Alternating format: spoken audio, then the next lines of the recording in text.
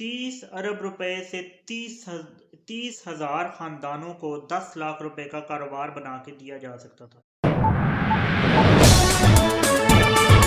السلام علیکم ناظرین، حکومت نئی آ چکی ہے اس ملک میں، نئی حکومتیں بن چکی ہیں، وفاق میں بن چکی ہے، اور پنجاب میں، کے پی کے، بلوچستان، سندھ، سب تمام صوبوں میں اور وفاق میں حکومت نئی بن چکی ہے، لیکن حالات نئے نہیں آنے والے اس ملک میں۔ بات کر لیتے ہیں رمضان پیکج کے اوپر۔ رمضان پیکج میں حکومت 30 ارب روپے خرچ کر کے تو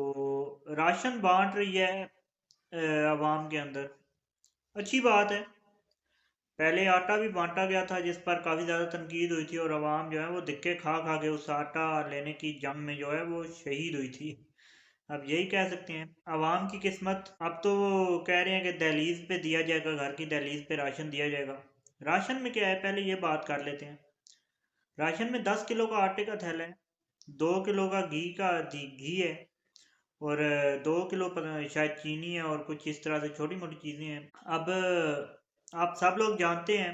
کہ یہ مشکل سے بمشکل ایک بندے کا یا 2 بندوں کا راشن ہے۔ کسی ایک خاندان کو چلانے کے لیے یہ مہینے بھر کے لیے بھی کافی نہیں ہے، یہ ٹوٹل 10 دن کا راشن ہے۔ اچھا، ایک بڑے خاندان کے لیے شاید 10 دن کا بھی نہ کہیں، ٹوٹل 5-7 دنوں کا راشن ہے ایک بڑی فیملی کے لیے۔ 30 ارب خرچ دیا گیا ہے حکومتی خزانے سے، جس ملک میں خزانہ بھرنے کے لیے آئی ایم ایف کے آگے جھولیاں پھیلائی جا رہی ہیں، اور کشکول رکھے جا رہے ہیں آئی ایم ایف کے سامنے، ان کے ناجائز شرطوں کو مانتے ہوئے، ان کی ناجائز شرطوں کو مانا جائے گا، کشکول رکھے جا رہے ہیں۔ اس ملک میں 30 ارب اس چیز پہ لگا دیا گیا، حتیٰ کہ 30 ارب روپے سے 30,000 خاندانوں کو 10 لاکھ روپے کا کاروبار بنا کے دیا جا سکتا تھا۔ 10 لاکھ کا کاروبار بن جاتا تو وہ ان کا ایک مہینے کا نہیں بلکہ زندگی بھر کے راشن کا مسئلہ حل ہو جاتا، 30,000 خاندانوں کا، بجائے اس کے کہ آپ 10 دن کے لیے کسی 9 لاکھ گھروں کو راشن دے رہے ہیں نہ،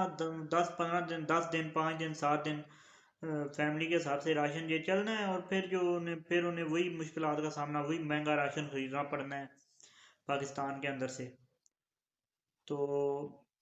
اس طرح سے کیوں نہیں سوچا جاتا کہ اس عوام کو جو ہے وہ ہم لوگ خود مختار کریں،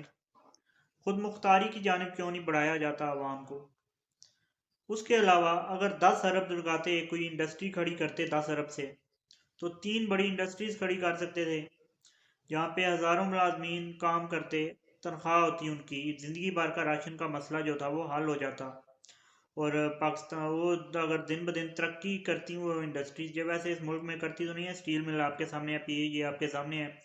یہی اگر 2 ادارے کسی پرائیویٹ کے پاس ہوتے، بندے کے پاس، تو وہ آج اس طرح کے 4-5 ادارے اور بنا چکا ہوتا،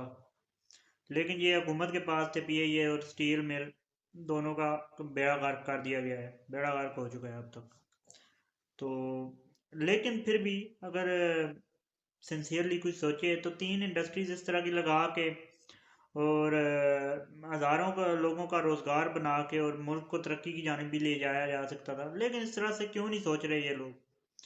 تو یہی کہنا چاہوں گا کہ بجائے اس طرح کے کام کرنے کے، اس طرح سے کام کریں کہ عوام جو ہے وہ خود مختاری کی طرف آئے، اور ملک بھی خود مختار بنے، عوام بھی بھکاری نہ رہے اور ملک بھی بھکاری نہ رہے۔ اسی پیغام کے ساتھ اس ویڈیو کا اختتام کرتے ہیں، اب تک کے لیے اتنا ہی، مجھے دیجیے اجازت، اللہ حافظ ناظرین۔